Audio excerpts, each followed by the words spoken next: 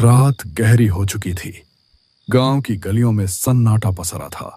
सिर्फ कहीं दूर से कुत्तों के भौंकने और झींगुरों की आवाजें सुनाई दे रही थीं। गली के मोड़ पर बनी एक छोटी सी चाय की दुकान कांपती हुई लालटेन की पीली रोशनी में जगमगा रही थी। लकड़ी की बेंच पर 2 आदमी बैठे थे। शिवा, तूने कभी उस पुराने पीपल के पेड़ के नीचे रात में रुककर देखा है? लोग कहते हैं कि वहां सफेद साड़ी वाली औरत दिखती है। कहते हैं वो औरत असल में उसी हवेली वाली है जिसकी बरसों पहले मौत हो गई थी। सुनने में आया है उसकी लाश कभी ढंग से दफन नहीं हुई और उसकी आत्मा भटकती रहती है। हाँ रे, एक बार मेरा चचेरा भाई उधर से देर रात गुजरा था। बोला कि जैसे किसी ने पीछे से उसका नाम पुकारा। मुड़कर देखा तो कोई नहीं, लेकिन पैरों के पास ठंडी हवा का झोंका आया था। उसके बाद कई दिनों तक बुखार में पड़ा रहा। लोग बातें बनाते हैं रामलाल, लेकिन गांव के ही रघुवीर को याद है ना? वही जो शराब पीकर उस हवेली में घुस गया था। सुबह लोगों ने उसे चौपाल के पास पाया। पूरा पागल हो गया था। अब तो 2 शब्द जोड़ने की भी हालत नहीं है उसकी। तो क्या तू मानता है कि भूत प्रेत सच में होते हैं? न मानूं तो क्या। आधी रात को गांव के बाहर वाले कुएं पर मत जाना। पता नहीं कौन सी परछाइयां खड़ी रहती हैं वहां। कई लोगों ने देखा है, औरत के रोने और बच्चे के हंसने की आवाजें एक साथ आती हैं। चाय की भाप और धुंधली रोशनी के बीच उनकी बातचीत लगातार गहराती जा रही थी। तभी अचानक कदमों की आहट सुनाई दी। दोनों सहमकर इधर उधर देखने लगे।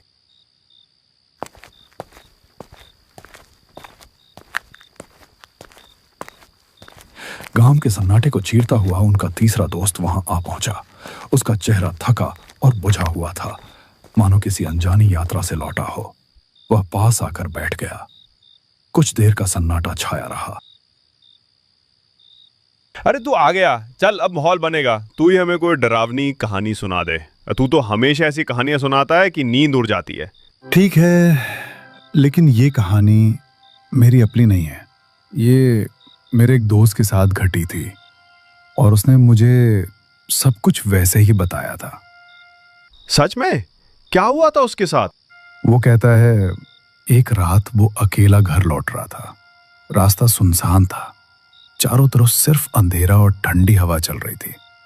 तभी अचानक उसे लगा कि कोई पीछे पीछे चल रहा है। फिर धीरे धीरे उसने अपनी पुरानी आदत दोहराई, डरावनी कहानियां सुनाने की। उसकी आवाज धीमी थी, पर हर शब्द माहौल को और बोझिल कर रहा था। उत्तर प्रदेश की घनी जंगलों से घिरा एक गांव है। नाम है भैरवपुर। दिन के उजाले में तो यह गांव किसी साधारण बस्ती जैसा लगता है। खेतों में काम करते किसान, चौपाल पर बैठे बुजुर्ग और कच्ची गलियों में दौड़ते बच्चे। लेकिन रात होते ही भैरवपुर की पहचान बदल जाती है। गांव पर एक सन्नाटा छा जाता है, जैसे हवा तक अपनी रफ्तार रोक लेती हो। लोग दरवाजे खिड़कियां मजबूती से बंद कर लेते हैं, क्योंकि उन्हें पता है इस गांव की रातें किसी और ही दुनिया से ताल्लुक रखती हैं। कहते हैं बरसों पहले इस गांव में एक ऐसी घटना हुई थी जिसका जिक्र आज भी फुसफुसाकर किया जाता है। उस घटना के बाद से भैरवपुर की हवाओं में एक साया बस गया।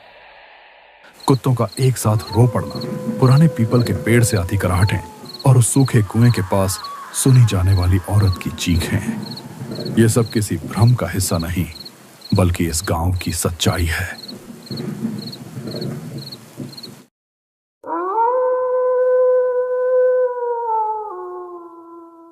रात का वक्त था। लगभग 10:30 बज रहे थे। गांव में हल्की हल्की हवा के साथ बारिश भी हो रही थी और यहां सूरज के बेटे की तबीयत बिगड़ती ही जा रही थी। कोने में हल्की सी एक लालटेन जल रही थी। दोनों पति पत्नी अपने बच्चों की तबीयत को लेकर चिंतित थे। सूरज का मन तो था कि वह अपने बेटे को शहर के अस्पताल में ले जाए, लेकिन गांव वालों से उसने जो सुना था उसे सोचकर उसकी रूह कांप जाती थी कि कहीं उसके साथ भी कोई अनहोनी ना हो जाए।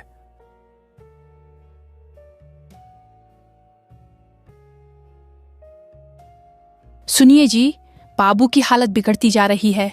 कुछ कीजिए, वरना देर हो जाएगी। हाँ, अब और रुकना ठीक नहीं।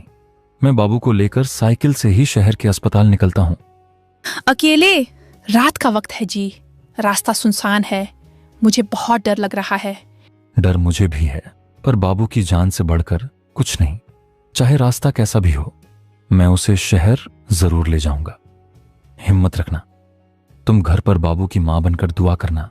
मैं बाबू का बाप बनकर हिम्मत दिखाऊंगा। भरोसा रखना, मैं बाबू को ठीक करके ही वापस लाऊंगा।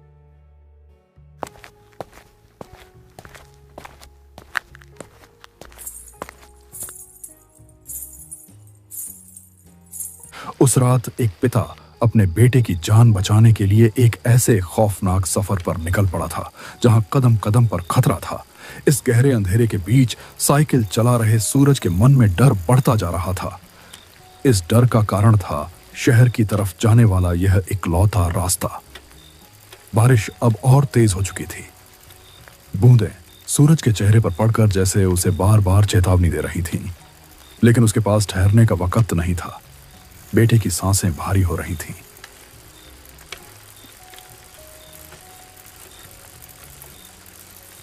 और हर पल उसके हाथ से फिसलता जा रहा था। रास्ता सुनसान था। दूर दूर तक सिवाय काले अंधेरे और बारिश की आवाज के कुछ नहीं था। यह वही रास्ता था जिसके बारे में गांव में कई कहानियां सुनी जाती थीं। लोग कहते थे कि इस रास्ते पर रात में कोई परछाई चलती है, कोई अजीब सी परछाई जो साथ साथ चलती है और अचानक गायब हो जाती है। सफर अभी बहुत लंबा था, इसीलिए सूरज अपनी साइकिल तेज चला रहा था ताकि वह जल्दी शहर पहुंचकर अपने बेटे की जान बचा सके। लेकिन अब बारिश बंद हो चुकी थी।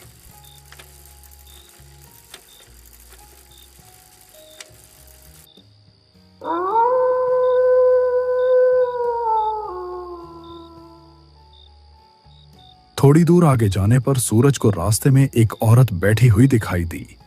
सूरज को यह देखकर बहुत आश्चर्य हुआ कि उसे रास्ते पर इतनी रात को कोई क्यों बैठा है।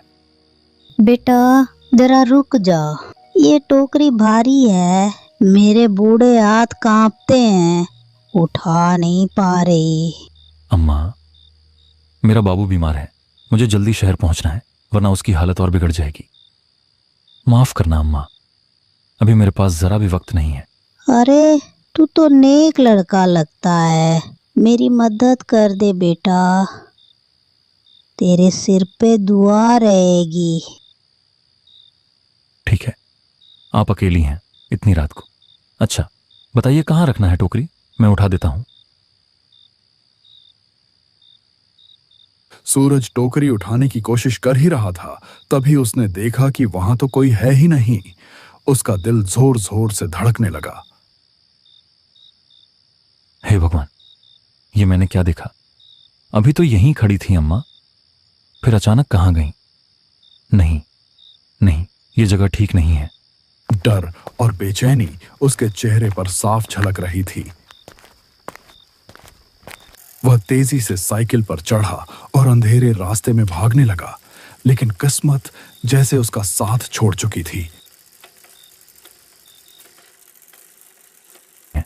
मुझे यहां से निकलना होगा, बाबू की हालत और बिगड़ रही है, जल्दी शहर पहुंचना है।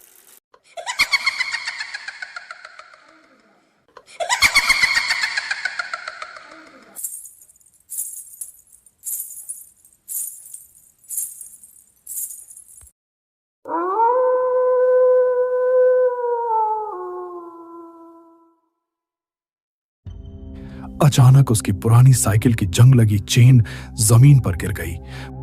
हे राम, ये क्या हो गया? अभी इस वक्त ही चेन गिरनी थी क्या? अगर मैं यहीं रुक गया तो पता नहीं क्या हो जाएगा। नहीं, मुझे किसी तरह चेन चढ़ानी ही होगी। और सूरज घबराहट में झुककर चेन चढ़ाने ही वाला था कि तभी उसकी रगों में खून जम गया। सामने वहीं खड़ी थी एक औरत, और वह औरत हूबहू उसकी पत्नी जैसी दिख रही थी। उस पल सूरज का मन मानो भर भरा कर टूट पड़ा। अरे तुम यहां कैसे? तुम तो घर पर थी ना? इतनी रात गए? इस सुनसान रास्ते पर कैसे चली आई? मत पूछो, मैंने रास्ते में एक परछाई देखी थी। वो लगातार मेरा पीछा कर रही है। मैं डरी हुई थी, इसलिए भागकर तुम्हारे पास आ गई। जल्दी करो, हमें यहाँ से निकलना होगा। बाबू को मुझे पकड़ाओ, मैं उसे संभाल लेती हूँ। तुम साइकिल ठीक करो। परछाई, ये कैसी बातें कर रही हो तुम? लेकिन अगर तुमने सच में देखा है तो मामला गंभीर है। अच्छा, तुम बाबू को थामो, मैं चेन लगाता हूं। हाँ, जल्दी करो, वो कभी भी यहाँ आ सकती है। उसने सोचा शायद उसकी पत्नी ही है जो किसी तरह यहां तक पहुंच गई। वह कुछ पूछने या सोचने की हालत में नहीं था। थकान, डर और बच्चे की बीमारी ने उसकी समझ को कुंद कर दिया था। उसने बिना शक किए अपने बीमार बेटे को उस औरत की बाहों में थमा दिया। सूरज जल्दी से साइकिल संभाल कर आगे बढ़ गया।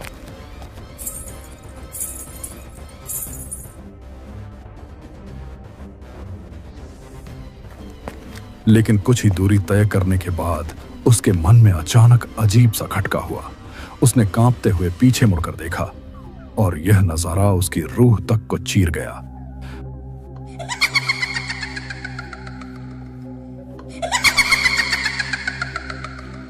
वहां उसकी पत्नी नहीं थी, सामने वही था जिससे गांव के बुजुर्ग हमेशा चेतावनी देते आए थे, छलावा। उसका असली भयानक रूप अब सामने था और उसकी पकड़ में सूरज का छोटा सा बाबू था। मेरे बाबू को छोड़ दे, ये मेरा बच्चा है। तू इसे क्यों ले आई?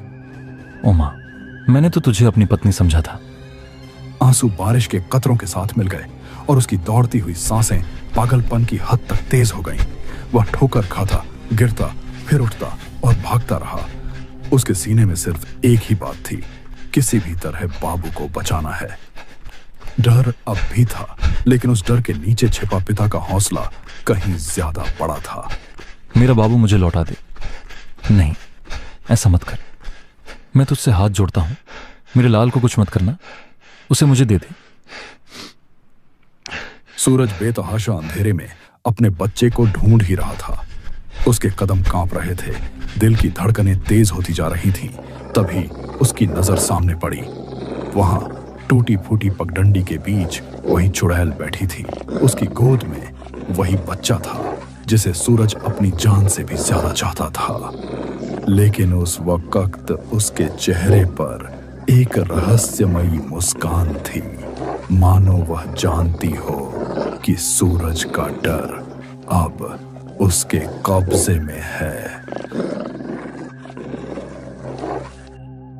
नहीं, ऐसा मत कर।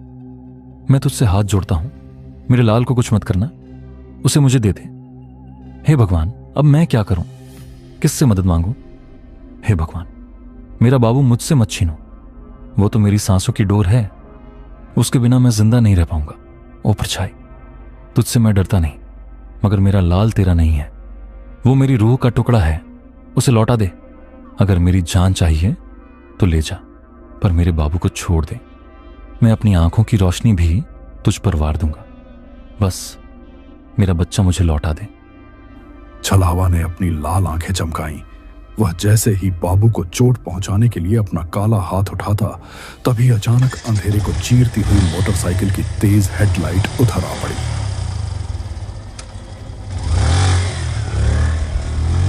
हेडलाइट की चमक और इंजन की गड़गड़ाहट ने माहौल बदल दिया।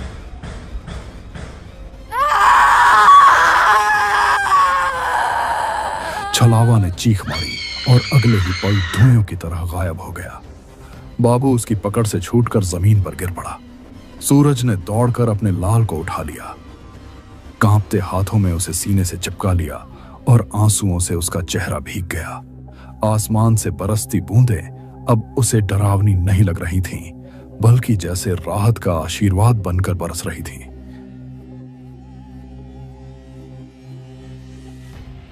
अरे सूरज, ये तू यहां इस हालत में? और ये तेरी आंखें लाल क्यों हैं? भाई, तू सही समय पर आया, वरना मेरा बाबू, मेरा लाल मुझसे हमेशा के लिए छिन जाता। किसने छीना था? कौन था यहां? वो कोई औरत नहीं थी, वो तो छलावा था। उसी ने मेरी आंखों के सामने मेरी पत्नी का रूप बनाकर मुझे धोखा दिया और मेरे बाबू को लेकर भाग गया। भाई, मैं मर ही गया था डर से। ये तो तेरी बाइक की आवाज थी जिसने उसे भगा दिया, वरना मेरा सब कुछ खत्म हो जाता। छलावा, हे भगवान, मैं तो रास्ते में बस अंधेरे में कोई साया देख रहा था, तभी मैंने गाड़ी तेज कर दी। अच्छा हुआ जो मैं यही रुक गया। भाई, तूने आज मेरी जान नहीं बल्कि मेरी पूरी दुनिया बचा ली। तेरी ये मदद मैं जिंदगी भर नहीं भूल पाऊंगा। सूरज, घबरा मत, अब मैं हूं ना। देख, बाबू सुरक्षित है। हम दोनों उसे लेकर तुरंत शहर चलेंगे। तुझे अकेले नहीं छोड़ूंगा। उस अंधेरी रात में सूरज की यह कहानी गांव के दिल में हमेशा के लिए दर्ज हो गई। एक बाप की जिसने छायाओं और छलावे से टकराकर अपनी संतान को बचा लिया। उस रात ने यह साबित कर दिया कि डर कितना भी गहरा क्यों ना हो, एक पिता का प्यार उससे कहीं ज्यादा मजबूत होता है।